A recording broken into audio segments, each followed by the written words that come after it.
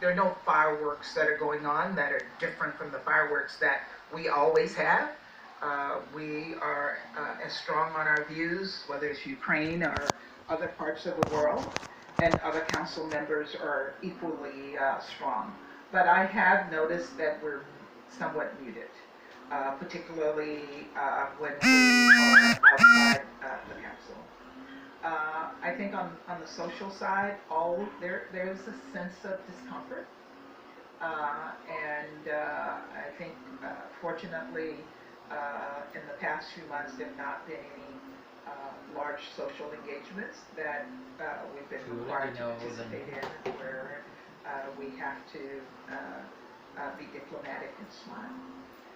But I do look forward to continuing to try to move the council forward during my time as president to deal with the issues of peace and security across the globe in positive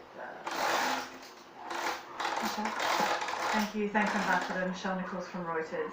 I wanted to change topics slightly to reproductive health and rights. The previous US administration repeatedly pushed back here at the UN against long agreed international language on sexual reproductive health and rights. What impact has this had on the international landscape for women and reproductive health and rights, and what can the Biden administration do here about that? What are you planning to do in the days and weeks going forward? Thank you for that question. You know, when we came back in January of 2020, we restored U.S. standing on this issue. We brought back U.S. policy to align with our allies, with the United Nations, and with global norms, and to ensure that we were supporting efforts on women's health and reproductive rights globally. We restored our funding to the UNFPA. We have supported across the board issues related to women. President Biden put out a strong statement, I think it was today, in terms of the U.S. plan for how we will deal with these issues moving forward. And he was very clear that we will move forward, not backward, as it relates to women's reproductive rights. So we will continue to press these issues moving forward and ensure that our positions as the U.S. government support the global positions on these issues.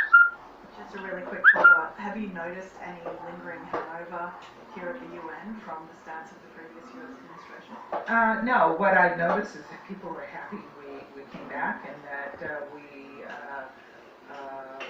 realigned ourselves, and that we resumed funding UNFPA. That was a major commitment that the president made early on, and he honored that commitment immediately. Ibsam? Thank you, Olivia. Thank you, Ambassador, for the briefing. My name is Ibsam Azim from Al Arabiya Al-Jadid newspaper. I have a question on the issue of human rights that the Biden administration put high on its priority.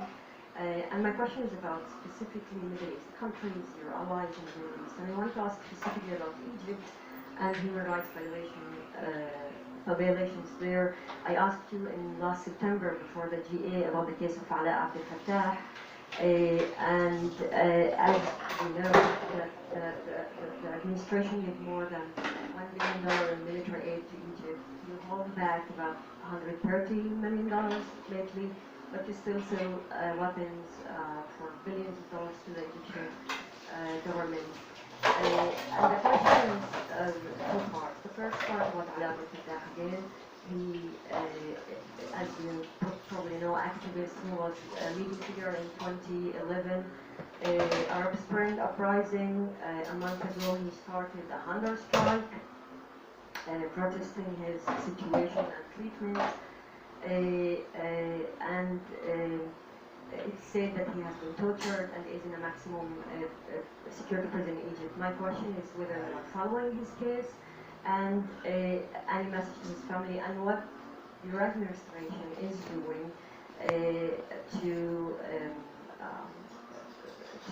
hold the Egyptian government accountable on their human rights violations. Thank you. Well, let me start by saying that the administration has been very strong on bringing back human rights as a core part of our foreign policy and a core priority for us in our relationships with every country we work with.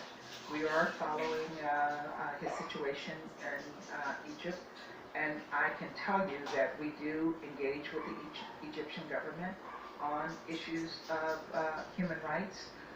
We engage with them on this issue whenever we meet with them and at every level that we meet with the Egyptian government. So you can be assured that it is always on our agenda when we have discussions with the government. Just quickly, but which practical steps are you taking to follow up on that? Because it seems to be, despite your the way you talk about it and the critics you are doing, it doesn't have an effect on fact or on the ground. There are still thousands of Egyptians who are in prison for political reasons, including Ala. He's one of many others. Yeah. And again, what I can say is you can be assured that this is something that is a high priority for the U.S. government when we engage with the Egyptian government. And again, at every single level. And this is a huge change from previously where we didn't raise human rights issues. We didn't see it as a major priority. And it's something that is a major priority, and it is, we're not always successful immediately in our engagements, and that's in many different places in the world. But every country knows that if there are issues of human rights, that they can expect that this will be at the top of our priority list when we're engaging with those countries and when we're having discussions with them about where we go next in our bilateral relationship. Let's go to the back. Philippe, I saw your hand. Thank you very much, Ambassador. Philippe Pater, AFP. Do you plan any vote on your draft resolution on North Korea? Thank you, Philippe. And we do have a resolution that is being discussed in the council on DPRK, and it is our plan to move forward with that resolution during this month. We're very concerned about the situation there, the numerous violations of Security Council resolutions that the DPRK has engaged in, and it is our hope that we can keep the Council unified in condemning those actions by the DPRK. Benno? Thank you, Ambassador. Ben Schenken with the German press agency DPA. Just a quick follow-up to Michelle's question about the Supreme Court who's supposed to overturn Roe v. Wade. Do you see this as something that could weaken your stance as a U.S. representative to push for health rights for girls and women abroad, for example, in Afghanistan?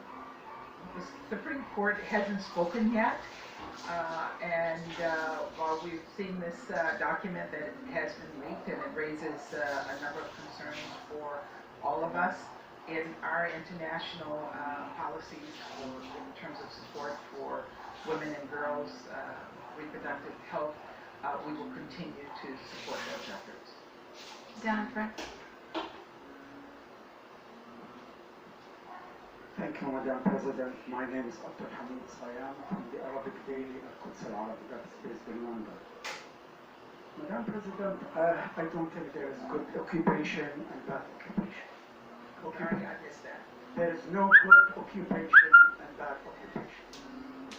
So when the people of Ukraine resist their